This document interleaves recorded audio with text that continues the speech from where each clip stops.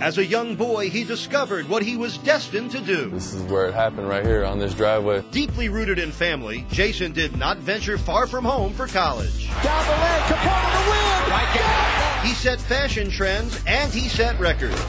He also met the love of his life. And I remember him telling me within maybe a week of his first date with her that he met his wife. His work ethic followed him off the court. What you see is what you get. I mean, you know, he knows his roots. A three-point shooter as pure as they come. Once he finds his eye, he's automatic. And a personality that is contagious.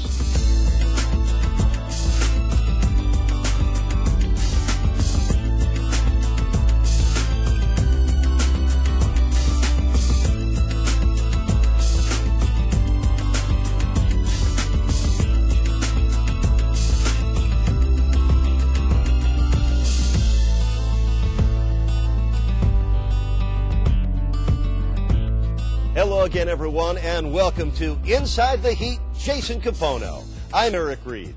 Born in Southern California in 1981, a charismatic young Jason Kapono found his passion and his mission in front of his very own driveway. Playing basketball with the neighborhood kids and family members is where Jason discovered and developed his basketball skills, and in a huge growth spurt and a lot of hard work, and you can see where Jason's basketball journey began and flourished.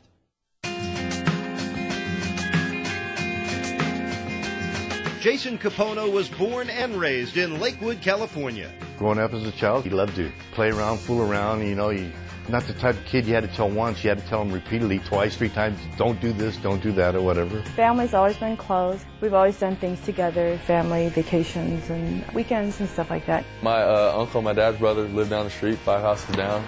1-0 Danny boy. You know, always had a person to play with.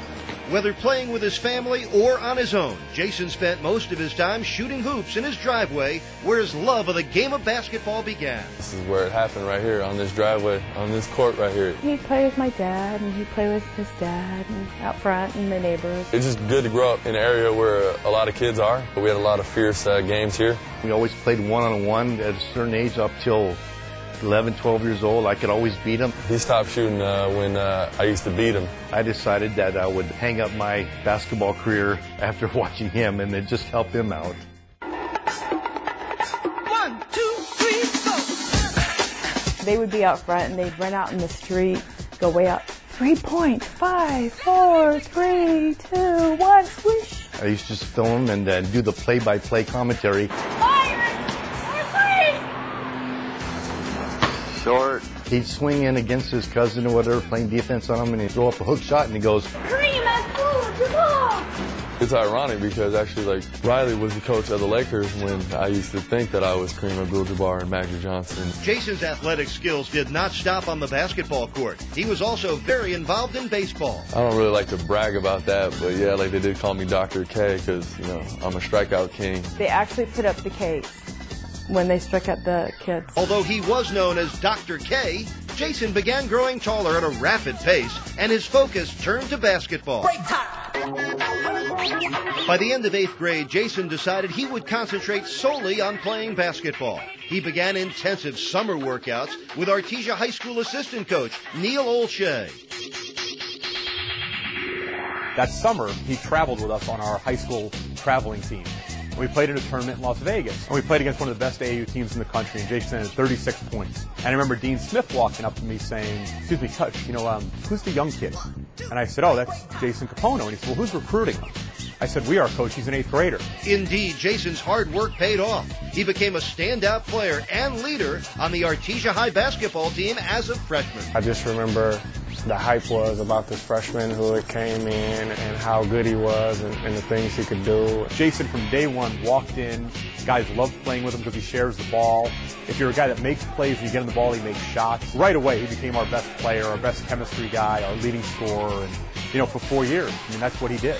He could always shoot the basketball. That was one thing that he could always do. You know, I'm never going to be able to dunk, and I'm never going to be able to drive past guys. So the only thing that's left is to shoot the basketball. So that's when I focused in on that. 2, 3, break time! It was something different for somebody his size with his height in high school to be able to shoot the ball and have the ball skills that he had. His release, his touch, and his feel for making shots are just unparalleled. By his senior season, Jason was recognized as a McDonald's All-American and broke several school records. Jason's most gratifying moment at Artesia High took place after graduation when they retired his jersey. It was a nice feeling that they cared so much for him at the school, and the records that he did put up at the school or whatever, it meant a lot for him to retire his jersey. The reverence that they hold his career there with goes way beyond him as a basketball player. It's kind of unbelievable. Like, you wouldn't expect anything to happen like that, especially to your brother. It meant a lot, and but you never, you're so young, you never know like what that means to you. Jason was very close with both of his grandfathers, and before they passed away, they were able to attend this special moment in Jason's life. That was the last time my dad was there, and Mr. Kapono was there and stuff, and it meant a lot to them. He just loved Jason, and I know in his heart he knew Jason was going to become an NBA star. Yeah. If both grandparents could see him now, they would be so happy for him.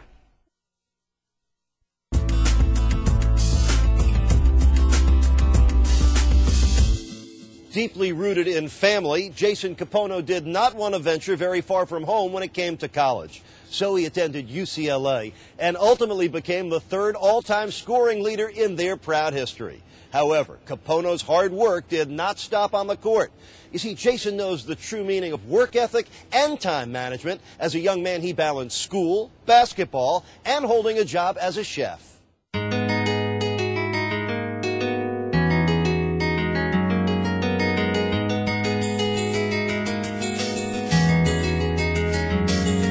Throughout Jason's career, he was one of the most highly recruited players. I was fortunate enough to get a scholarship to stay home and play for UCLA, so that made it, pretty easy to have, mom, dad, grandma, aunts, uncles, cousins, the whole crew used to come up and see me play. We loved his choice because he stayed local. We were able to attend. He'd want to go to UCLA since he was a little kid and, play in the blue and gold and, play in Pauley Pavilion. And when he got to UCLA, he scored right away.